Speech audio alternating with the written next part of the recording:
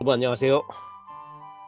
이번 시간에는 소화흡수 제2강 강의를 시작하도록 하겠습니다. 소화 과정에 대해서 알아볼 텐데요. 시간이 좀 남으면 영양소의 흡수와 운반에 대해서도 알아보겠습니다. 자, 수업에 들어가기 전에 먼저 지난 시간에 첫 번째 시간의 강의를 복습해보는 시간을 가져볼 텐데요. 강의 내용은 여러분 기억하시다시피 소화기계에 대해서 알아보았습니다.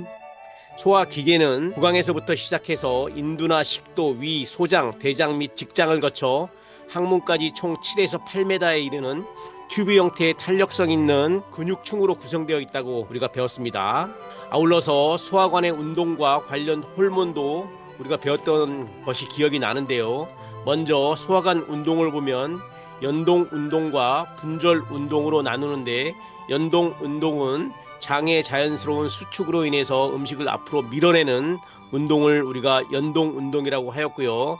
아울러서 분절 운동은 수축과 이완을 통해서 음식물을 잘게 부수는 역할을 하는 것이 우리가 분절 운동이라고 하였습니다. 아울러서 소화관의 운동에 관련 호르몬도 우리가 배웠던 기억이 나는데요. 위에 유문부에서 나오는 가스트린, 그 다음에 소장에서 나오는 세크레틴과 콜레시스토키닌에 대해서 배웠던 기억이 납니다. 꼭 기억해 두시기 바랍니다. 그러면 본격적으로 들어가서 두 번째 소화흡수 수업의 목표를 먼저 알아보면요. 첫 번째와 마찬가지로 나는 건강한 식생활 영위를 위해서 소화기관과 소화 과정을 이해할 수 있다라는 수업의 목표를 가지고 왔습니다. 지난 시간에 이어서 이번 시간에는 장의 소화 과정에 대해서 배울 텐데요. 그러면은 먼저 소화 흡수를 배우기 전에 나는 소화 흡수에 대하여 얼마나 알고 있나요? 일반적인 상식을 체크해보는 시간을 가져보겠습니다. 먼저 첫 번째요. 펩신은 소장의 단백질 분해 요소이다. 이것이 맞는 말입니까? 네, 정답은 노입니다. 펩신은 위의 분해 효소이죠. 이거는 뭐 외우는 수밖에 없겠습니다. 펩신은 소장이 아니라 위의 단백질 분해 효소라는 게 일반적인 상식이 되었습니다. 그러면 두 번째 배우기 전에 퀴즈를 한번 알아볼까요? 소장은 2 내지 3m로 12지장을 말한다. 일반적으로 봤을 때 소장은 12지장으로 이야기를 하시는 분들이 많이 있는데요. 그렇지 않고요. 소장은 12지장 공장 회장을 우리가 소장이라고 합니다. 지난 시간에 보았던 그림인데요. 소장의 그림이 이쪽에 나오는데, 여기 12지장과 공장 회장, 장 중에서 가장 길이가 길고 중요한 역할을 하는 것이 우리가 소장이라고 배웠습니다. 소장은 12지장 공장 회장을 우리가 소장이라고 한다는 거 꼭 기억해 두시고, 소장은 6에서 7m로 구성이 되어 있습니다. 퀴즈를 한번 더 볼게요. 소장의 흡수 면적은 넓지 않다? 이게 맞는 말인가요? 소장의 흡수 면적은 영양소의 충분한 흡수를 위해서 가장 넓게 구성되어 있습니다. 그래서 굉장히 큰 면적을 가지고 있다는 거 기억해 두시기 바랍니다. 그러면 본격적으로 들어가서 소화 과정에 대해서 알아보도록 하겠습니다. 소화는 저장 및 저작은 입으로 씹는 역할을 우리가 저작 활동이라고 하죠. 저장 및 소화관의 물리적 운동에 의한 기계적 소화와 소화 효소에 의한 화학적 소화로 구분이 됩니다. 그럼 먼저 구강에서의 소화를 먼저 알아보도록 하겠습니다. 치아의 저작 운동으로부터 음식물이 잘게 부수어지고 동시에 타액이 분비되는데요.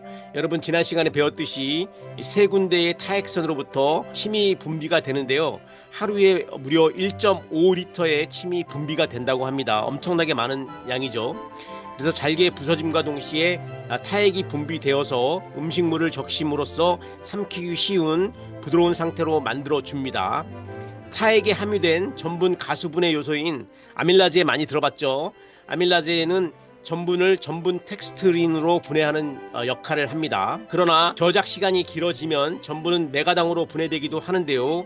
대부분은 저작 시간이 짧아지므로 전분에 남아있는 전분 텍스트린 형태로 가수 분해가 됩니다. 그 후 구강의 뒤쪽으로 보내서 삼키는 연하 과정을 통해서 음식물은 식도로 들어오고 식도의 연동 운동에 의해서 빠르게 위로 넘어가게 됩니다. 그러면 위의 구조를 그림으로 한번 볼 텐데요. 위의 구조는 3개의 단단한 근육의 층으로 구성되어 있습니다. 각 근육층이 서로 다른 방향으로 엇갈려서 위의 탄력성을 강하게 하는데요.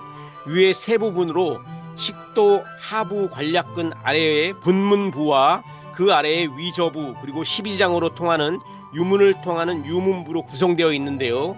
전문 용어가 많이 나오는데 외우는 수밖에 없겠습니다. 식도 하부의 관략근, 이 조임 근육이라고 하는데요. 이것은 위 내용물이 위로부터 식도로 역류하는 것을 방지하고 유문괄약근은 십이지장으로부터 소화 내용물이 위로 역류하는 것을 막아줍니다. 위에는 세 종류의 위선이 있는데요. 위저부에는 위산과 펩시노젠을 분비하는 위저선이 있고, 분문부에는 강산으로부터 위점막을 보호하기 위한 점액을 분비하는 분문선이 있으며, 유문부에는 위액 분비를 촉진하는 호르몬인 가스트린을 분비하는 유문선이 있습니다. 그림에서 잠깐 보시면은요, 식도가 이렇게 내려오면 가장 먼저 저장이 되는 위에 음식물이 들어오게 되는데요. 식도 하부 관략근이 있어서 음식물이 다시 식도로 역류되는 것을 방지해주고 오토매틱 형식으로 막아줍니다. 위의 부분을 분문부라고 하고요. 그 중간 부분을 위저부라고 하는데, 우리가 그 근육의 모습이 가로 세로로 구성되어 있어서 서로 음식물이 잘게 부숴주는 역할을 하게 됩니다. 위의 내부에는요, 위벽 주름이 되어 있는데요, 위 점막이 보이고 주름이 촘촘하게 생겨져 있는 것을 볼 수가 있습니다. 위의 아랫부분을요, 유문부라고 하고요, 유문부의 밑에 십이지장에 들어가기 전에 유문괄약근이 있습니다. 이것은 음식물이 잘게 부서지기 전에 십이지장으로 넘어가는 것을 방지해주는 역할을 하는데요. 그래서 오토매틱 형식으로 관략근 형식으로 눌러줬다 폈다 하는 역할을 합니다. 그러면 위에서는 과연 음식이 얼마나 머무를까요? 궁금증이 나오는데요. 준비된 영상이 3분짜리가 있는데요. 이 영상을 보고 공부를 하도록 하겠습니다. 음식이 위에 머무는 시간. 위는 식도를 통해 들어온 음식물을 잘게 부수는 신축성이 강한 저장소로, 위로 들어온 음식물을 위산에 의해 유미접으로 만든 후 십이지장으로 내려보냅니다. 위가 하는 일에 대해 알아보겠습니다. 식도 하부 관략부보다 높은 위치에 위저부가 있습니다. 우리가 먹은 음식이 소화시간이 길어질 경우에는 가스가 발생하게 되고, 이 발생된 가스는 위저부로 모여 몸 밖으로 배출하기 위해 트림을 하게 됩니다. 위저부와 위체부의 어떤 세포가 펩시노겐을 분비하면 위 내강의 위산이 펩시노겐을 펩신으로 바꿉니다. 펩신은 단백질을 분해하는 소화효소이며 우리 몸에서 단백질이 가장 분해하기 어렵기 때문에 위에서는 단백질 소화효소만 분비합니다. 위저부와 위체부의 위벽세포가 양성자 펌프와 염소이온 펌프에서 배출되는 수소이온과 염소이온을 위내강으로 운반하여 위산을 만듭니다. 위산은 pH 1.5에서 3.0 사이의 강산입니다. 하루에 1리터의 위산이 분비됩니다.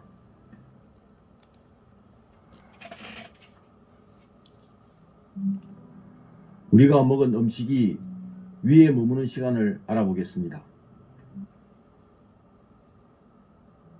우리가 마신 물의 30%는 위에서 바로 흡수되고 나머지는 십이지장을 통해 소장으로 내려갑니다. 과일은 15분에서 20분 위에 머뭅니다. 채소는 30분에서 40분 위에 머뭅니다. 생선은 45분에서 60분 위에 머뭅니다. 감자는 90분에서 120분 위에 머뭅니다. 닭고기도 90분에서 120분 위에 머뭅니다. 돼지고기도 90분에서 120분 위에 머뭅니다. 밥이나 빵은 120분 위에 머뭅니다. 유제품도 120분 위에 머뭅니다. 소고기는 180분 위에 머뭅니다.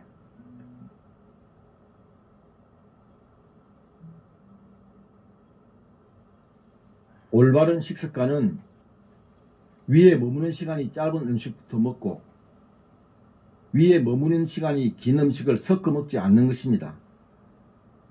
위를 혹사하지 않는 식습관이 올바른 식습관입니다. 예, 우리가 준비된 영상을 통해서 위에서 음식이 과연 얼마나 머물까 3분짜리 영상을 봤는데요. 어떠한 음식을 섭취했냐에 따라서 위에서 머무는 시간은 각기 다르고 0에서 최고 4시간까지 음식을 머무는 시간이 정해져 있습니다. 사람에 따라서 약간씩은 다르겠지만 대부분의 사람들은 어떠한 음식을 먹었느냐에 따라서 소화의 시간이 거의 비슷하기 때문에 살인사건이 났을 때 부검을 통해서 위를 절개해서 어떠한 음식물이 남아있느냐라는 것을 보고 그 사망 시간을 추정하는 방법을 사용하고 있습니다. 위에 과연 음식물이 얼마나 머무는가를 알아보았습니다. 다음에는 세 번째로 소장에서의 소화에 대해서 알아보도록 하겠습니다. 소장의 길이는 아까도 말씀드렸듯이 6에서 7m 정도 되고요. 위와 연결된 상단부에서부터 시작해서 크게 12지장과 공장, 회장의 세 가지 부분으로 나누어집니다. 12지장과 공장에서는 대부분의 소화와 흡수가 이루어지고 회장에서는 소화가 거의 일어나지 않고 영양소의 흡수만 이루어집니다. 소장벽은 다음에서 그림으로 볼 텐데요. 영구적인 윤상주름들이 있고 윤상주름은 손가락 모양의 육모로 덮어져 있습니다. 육모의 표면을 덮고 있는 상피세포는 소화가 완료될 때 영양소를 흡수하는 세포이고 이 세포의 표면에는 미세 육모로 돌출되어 있습니다. 영양소가 주로 흡수되는 이 소장은 그 흡수 면적의 윤상주름, 육모, 미세 육모로 구성된 소장벽 구조로서 인하여서 총 200제곱미터로서 겉보기 표면적이 600배나 증가되어 있는 인체가 필요로 하는 충분한 양의 영양소를 흡수할 수가 있습니다. 굉장히 범위가 넓죠. 육모의 내부에는 모세혈관과 림프관이 있어서 육모의 상피세포를 통해서 흡수된 영양소가 순환계로 곧바로 흡수될 수 있도록 구성되어 있습니다. 다시 한번 정리를 하면요. 이 소장에서의 구조는 영구적인 윤상주름으로 존재되어 있고요. 윤상주름은 손가락 모양의 육모로 덮어져 있고요. 상피세포는 소화가 완료된 영양소를 흡수하는 세포로 구성되어 있습니다. 이 세포의 표면에는 미세 육모가 돌출되어 있고요. 영양소가 흡수되는 소장은 윤상주름 미세 육모로 구성된 소장벽 구조로 인해서 길이가 무려 200제곱미터 크기가 되고요. 겉보기 표면적의 600배로 되어 있습니다.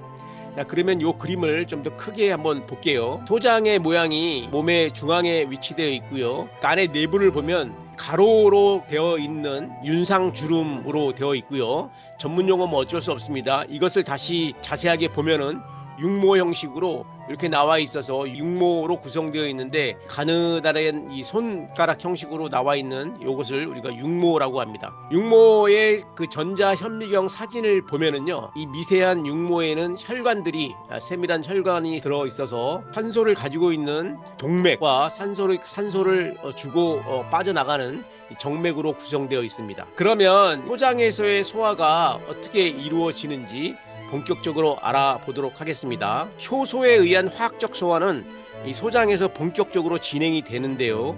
산성의 유미즙이 12장에 들어오면 세크레틴 호르몬의 분비로 알카리성의 중탄산염을 함유한 체액이 분비가 촉진되는데요. 이때 그 체액의 pH는 8에서 9 정도가 됩니다. 또한 12지장선에서 알카리성 장액도 분비되어서 유미즙을 중화함으로써 12장 벽을 보호하고 소화요소의 적정 pH를 오토매틱으로 맞춰주는 역할을 합니다. 지질과 단백질이 12장에 들어오면 콜레시스토키닌 호르몬의 분비로 담낭으로부터 담즙이 분비되어서 지질의 유화를 돕고 췌장으로부터 당질이나 지질, 단백질을 분해하는 효소들이 분비되어서 본격적인 소화가 이루어집니다. 마지막으로 음식물은 소장 내에서 약 3시간에서 무려 10시간 정도 머물면서 매 4 내지 5초 간격으로 수축하고 이완하는 소장의 연동작용을 통해서 소장을 따라서 아래로 이동을 합니다. 영양소의 소화관을 경유하면서 분해되는 과정을 대략적으로 나타내는 그림을 우리가 보기 전에요. 소장의 내 몸 둘러보기 라는 영상을 준비를 했는데요. 서울 아산병원의 3분 55초짜리인데 유익할 것 같아가지고 준비된 영상을 같이 한번 보도록 하겠습니다. 흔히 속이 더부룩하고 답답할 때 소화가 잘 안 된다 라고 말하며 위의 의상을 의심하는 때가 많습니다. 입에서 항문까지의 총 길이 9m 중 7m를 차지하는 가장 긴 소화기관 소장. 그 긴 소장 안에서는 과연 어떤 일이 일어나고 있는 걸까요? 복부 전반에 걸쳐 위치하는 소장은 위를 통과한 음식물을 받아들여 이를 분해 흡수한 후 그 찌꺼기를 대장으로 이동시키는 역할을 합니다. 소장은 크게 12지장, 공장, 회장으로 나누어 볼 수 있는데요. 그중 12지장은 위와 연결된 C자 모양을 하고 있으며 길이 약 25에서 30cm 가량 됩니다. 이 12지장에는 췌장과 연결된 배출구가 있는데 이곳을 통해 약 하루 3리터가량의 췌장액이 분비됩니다. 췌장액은 pH 8.0 이상의 약 알칼리성으로 위를 통과한 내용물 속의 산 성분을 중화시켜주고 간에서 만들어진 담즙과 함께 우리가 섭취한 음식물을 소화시키는 역할을 합니다. 또한 12지장은 여러가지 호르몬 분비를 통해 담즙, 췌장액, 장액 등을 조절하는 기능을 합니다. 우리가 섭취한 음식물은 소장 근육층의 연동운동과 분절운동을 통해 이동하는데요. 그중 공장은 음식물의 소화와 흡수가 가장 활발하게 이루어지는 부위이기도 합니다. 공장은 길이 약 2.5m로 소장의 약 40% 정도를 차지하고 있습니다. 우리가 섭취한 음식물은 공장을 지나면서 소화효소와 담즙의 작용을 통해 탄수화물은 단당류로, 단백질은 아미노산으로, 지방은 글리세롤과 지방산으로 분해됩니다. 특히 공장의 점막에는 주름이 아주 많고 펄 모양의 육모가 촘촘하게 분포되어 있어 흡수 면적이 매우 넓은데요. 가장 작은 단위로 분해된 영양소는 대부분 공장의 육모를 통해 흡수되며 흡수된 영양소는 림프관과 모세혈관을 통해 온몸으로 공급됩니다. 소장의 마지막 부분인 회장은 돌기 모양을 닮았다 하여 우리말로는 돌창자라고 불리는데요. 소장에서 가장 긴 끝부분으로 공장 끝에서 시작해 맹장과 연결됩니다. 회장은 공장보다 주름이 적고 장벽이 얇습니다. 회장에서는 흡수작용이 거의 일어나지 않지만 예외적으로 비타민 B12와 담즙산염을 재흡수하는 역할을 합니다. 회장이 끝나는 곳에 위치한 회장 맹장 판막은 내용물이 대장으로 이동하도록 돕고 대장의 내용물이 소장으로 역류하는 것을 방지합니다. 이처럼 음식물이 12지장을 거쳐 공장, 회장을 지나가기까지는 보통 3시간에서 6시간 정도의 시간이 걸립니다. 소장 질환은 위험성에 비해 사전 검사나 예방법이 잘 알려져 있지 않습니다. 더구나 소장은 길이가 매우 길고 복강 내에 고정되지 않은 장기이기 때문에 내시경 검사가 쉽지 않은데요. 최근에는 알약 형태의 캡슐 내시경법과 풍선 내시경 검사법이 개발되어 소장 질환 진단과 치료에 적용되고 있습니다. 만약 사유를 알 수 없는 체중 감소, 내시경 검사에서 원인을 찾을 수 없는 혈변 등의 이상 증상이 있거나 가족성 용종증, 크론병 등과 같은 질환력이 있다면 소장 질환 여부의 확인이 필요하겠습니다. 네, 내 몸 둘러보기 서울 아산병원의 소장에 대한 영상을 3분짜리 영상을 같이 한번 봤습니다. 그러면은 영양소들이 소화관을 경유하면서 분해되는 과정을 대략적으로 나타내는 그림을 한번 보도록 하겠는데요. 이렇게 되어 있습니다. 우리가 소화기관을 입에서부터 위장, 소장, 대장으로 크게 나눌 수가 있는데요. 만약에 백미가 입으로 들어왔다고 보면은 입을 통해서 저작 활동을 하겠죠. 이 식이섬유는 소화되지 않고 바로 대장까지 내려가고, 그래서 우리가 변비에 있는 사람은 이 식이섬유를 많이 먹으라는 이유가 이런 것에 있습니다. 이 전분은 이 텍스트린과 메가당으로 변형이 되어서 이 소장으로 넘어가서 흡수를 하게 됩니다. 단백질은 입에서는 소화 흡수가 되지 않고요, 위장과 소장에서 흡수가 되는데요. 지방도 마찬가지로 소장까지 다이렉트로 내려가게 됩니다. 위장의 역할은요, 분절 운동을 통해서 연동 운동과 분절 운동을 통해서 음식을 잘게 부수는 역할을 한다고 했는데요. 단백질은 긴 단백질을 짧은 단백질로 변형시키는 역할을 합니다. 지난 시간에 우리가 배웠듯이 소장은 영양의 소화 흡수에서 가장 중요한 역할을 한다라고 우리가 배웠는데요. 소장에서의 역할은 전분을 텍스틴을 메가당과 포도당으로 변형시켜 주고요, 짧은 단백질을 아미노산으로 변형시키는 역할을 합니다. 마찬가지로 이 지방도 모노아실 글리세롤 지방산으로 변형시키는 역할을 합니다. 이 대장은 우리가 식이섬유를 저장을 하고 배변을 저장시키는 역할을 한다고 그러는데요. 우리가 야채와 과일의 껍질을 많이 먹으라는 이유 중에 하나가 이 식이섬유가 많이 들어있음으로써 대장까지 내려가는데, 그냥 내려가는 것이 아니라 불필요한 각종 이물질들을 같이 연합해서 들어가기 때문에 변비나 건강을 위해서는 식이섬유를 많이 먹어야 된다고 배웠습니다. 그럼 이 정도로 소장에서의 역할을 우리가 정리를 하고요. 마지막으로 대장에서의 소화를 알아보도록 하겠습니다. 우리가 대장은 회장과 맹장 사이의 관략근에서부터 항문까지를 말하며, 크게 나서 대장은 맹장과 상행결장, 횡행결장, 하행결장, S결장, 직장 등으로 구분되고 또 마지막으로 항문으로 이어지게 됩니다. 소장에서의 소화 흡수되지 않는 성분들은 대장의 연동 운동과 분절 운동을 통해서 뒤섞이게 되고요. 주로 맹장에서 박테리아의 작용으로 발효 또는 부패되어서 가스 및 유기산이 생성됩니다. 대장벽에는 육모가 없기 때문에 효과적인 흡수는 이루어지지 않지만 수분과 전해질, 그리고 대장 내의 박테리아에 의해 합성된 일부 비타민, 예를 들면 판토텐산이나 비오틴, 비타민 B12, 비타민 K 같은 일부 비타민과 짧은 사슬 지방산도 약간씩 흡수되기도 합니다. 정리하면 대장에서의 소화는 회장에서 항문까지를 우리가 대장이라고 하고요. 부패돼서 가스 및 유기산을 생성하고 수분과 전해질을 흡수합니다. 그러면 마찬가지로 내 몸 둘러보기 서울 아산병원에 준비된 이 대장에 대한 영상을 보도록 하겠습니다. 신체 기관 중 뇌의 신호를 받지 않고 스스로 판단하는 곳이 있습니다. 바로 대장인데요. 척추와 말초신경계보다 더 많은 세포를 갖고 있는 대장은 제2의 뇌라 불리며 독자적으로 소화 메커니즘을 제어합니다. 따라서 대장이 건강해야 우리 몸 건강의 3대 원칙 중 하나인 배설 과정이 원활하게 이루어지는데요. 배설은 찌꺼기 배출의 의미를 넘어 신체 균형을 유지하는 중요한 과정이기 때문입니다. 큰 창자라고도 하는 대장은 소장 끝에서 시작해 항문으로 이어지는 소화기관으로서 기다란 관처럼 생겼습니다. 길이는 약 1.5m로 전체 장의 20%를 차지하고 폭은 약 7.5cm로 작은 창자보다 2배 이상 굵습니다. 대장은 크게 맹장, 결장, 직장 이렇게 세 부분으로 나뉘는데요. 대장의 첫 부분인 맹장은 음식물을 소장에서 받아들여 일시적으로 저장했다가 결장으로 이동시킵니다.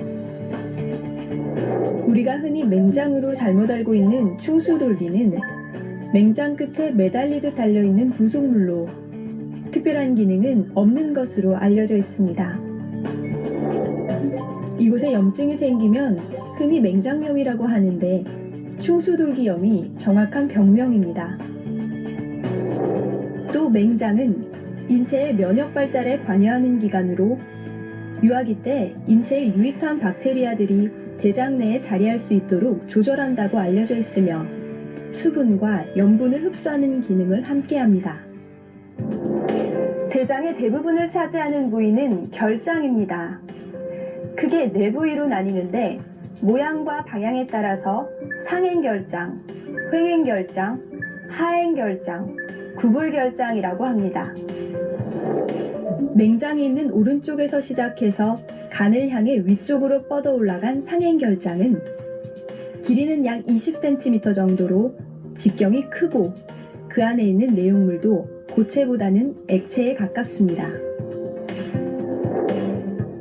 그 다음 배 위쪽을 가로지르는 횡행결장은 위로는 간과 위와 가까이 있으며 맹장과 상행결장을 거친 장 내용물에서 수분을 흡수합니다. 하행결장은 복부의 왼쪽에 위치하고 있는데요. 소화된 음식물을 고형화시켜 대변으로 배출될 때까지 저장하는 역할을 합니다. 마지막으로 구불결장은 S상결장이라고도 하는데 대략 길이가 45cm이며 S자 모양으로 꺾여서 직장과 연결되어 있습니다. 그리고 결장의 끝부분부터 항문에 이르기까지 약 20cm 정도는 직장이 차지하는데요. 이렇게 맹장, 결장, 직장을 통해 소화된 음식물은 약 90%가 액체로 변형되어 대부분 흡수되고 반고형 상태의 대변으로 남습니다. 대변은 장의 연동 운동을 통해 조금씩 이동되면서 밖으로 배출되게 되는데요. 이 연동 운동에는 여러 개의 신경이 관여하고 있습니다. 대장을 지배하는 신경에는 장신경계, 교감, 부교감 신경계, 척수 감각 신경이 있습니다. 위장관이 다른 장기와 차별되는 점은 자체적인 장신경계를 가지고 있다는 것인데요. 그래서 대장은 중추신경계와의 연결 없이도 자발 운동이 가능하며 연동 운동을 통해 항문 방향으로 대변을 이동시킵니다. 특히 대변 안에 식이섬유와 수분이 많이 들어있으면 보다 쉽게 이동할 수 있는데요. 따라서 적절한 양의 식이섬유 및 수분 섭취는 원활한 배변 활동에 큰 도움이 됩니다.